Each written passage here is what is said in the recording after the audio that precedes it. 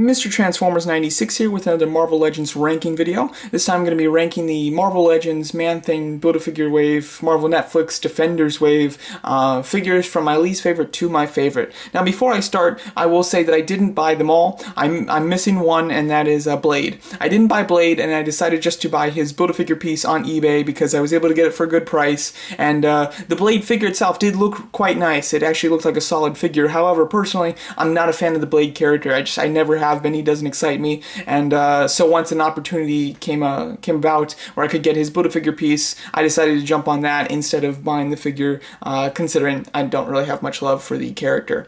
So I'm just going to be ranking, obviously, these 5 figures in the wave. These are just my personal opinions. I'm not necessarily saying what's the worst figure to the best. I'm saying more of what was my least favorite to my favorite, so some personal preference can definitely be taken into play here. I'm not just ranking them based on the figure quality. But obviously, figure quality is definitely going to help sway my decision anyway. And then the Build-A-Figure will not be taken into account. This is just the figures in the wave. Whether I like the Build-A-Figure or didn't, that's not going to affect how I viewed the individual figures. So let's get started here with my least favorite figure of the wave.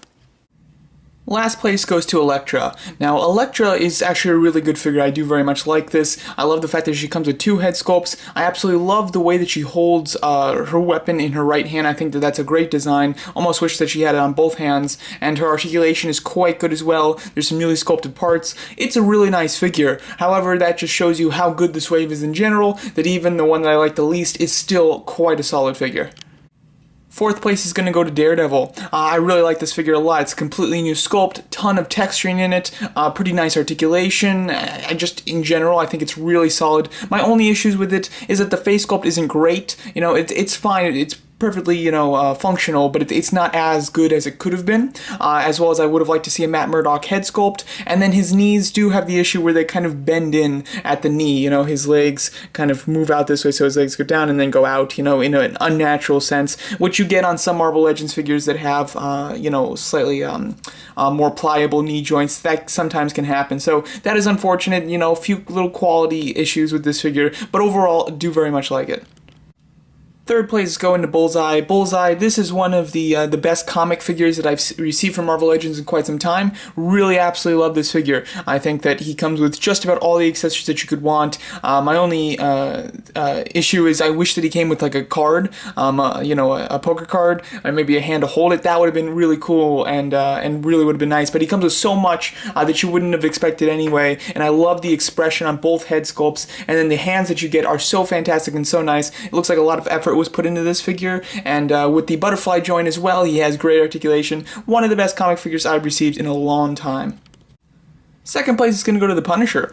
This was a figure that I really wasn't very much looking forward to in this wave. It was the last one that I got, and just, I didn't really have much urgency to get it. However, actually getting it turned out to be better than I expected. It seems to be a completely new sculpt, which is very nice. I love the texturing in the pants. I didn't expect him to have a ball jointed upper torso. I thought that it would just be an ab crunch, but it's a ball jointed upper torso, and the range on it is wonderful. The head sculpt's not amazing, but it's pretty solid. I do like the fact that he's got some scratches on there, and the weapons that he comes with are quite nice as well. So this one was surprisingly good, and I did really enjoy it.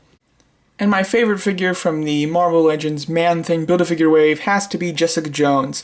This was one that really went over and above my expectations. The face sculpt, I think, is really solid. She has the best face sculpt of a live-action figure in this line. Out of the 4 that we have, I think that Jessica Jones definitely, without a doubt, has the best face sculpt. And then all of their face sculpts are decent, but, this one is definitely quite nice. I'm a big fan, just like the Punisher, big fan with the ball-jointed upper torso on her, and the fact that her jacket is a very pliable rubber means that she has complete range and excellent articulation, which I was very happy about. And then I love how strong her knee joints are. Elektra has the same thing. The knee joints on the 2 women figures in this wave are very strong. They're hard plastic. They feel very sturdy, and that's something that Marvel Legends has an issue with giving us kind of rubbery knees, which cause the legs to bend in like my Daredevil figure. But with Jessica Jones and Elektra, that is not an issue, which is so nice. Really quite a big fan of this figure. I think it's quite wonderful, and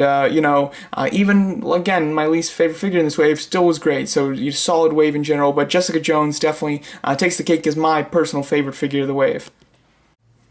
So overall, I'm extremely happy with this series. I think that it's very nice as far as the individual figures in this wave. I absolutely love them all. There's not a single one that I don't really enjoy. Obviously, I did not get Blade, like I mentioned, but that one still looked like a really nice figure. So I think even with Blade in this assortment, had I liked the character, I would have really enjoyed the figure, I'm sure. And this would just be an incredible wave itself. And I do like the fact that it is mainly live-action characters. I do kind of prefer that, as well as these are characters that I really never thought we'd get figures of. You know, I never thought that the Marvel Netflix shows would get figures, so to actually get them is really quite exciting. I will say that the Build-A-Figure did let me down a bit. The figure itself is alright, it didn't really excite me, and once I got it, I wasn't really excited about it either. So, you know, it's a nice size Build-A-Figure, and I love the fact that you only need to buy 6 figures to build him. That's how it should be. This is like the perfect example for Hasbro of how to do a Build-A-Figure. You give us a bulky character, on a neat comic character that's not super mainstream but is kind of interesting, and you build it in 6 figures. That's my ideal Build-A-Figure, and this one does check all those boxes. But for some reason, maybe it's just this character, but I'm not big on this Build-A-Figure. It doesn't excite me. It's a nice figure though. So there's my ranking of the 5 figures that I got in this Man-Thing Build-A-Figure wave, from my least favorite to my favorite. Let me know what you think of my rating, and let me know what you guys' rankings would be and how would you rate them. And thanks so much for watching.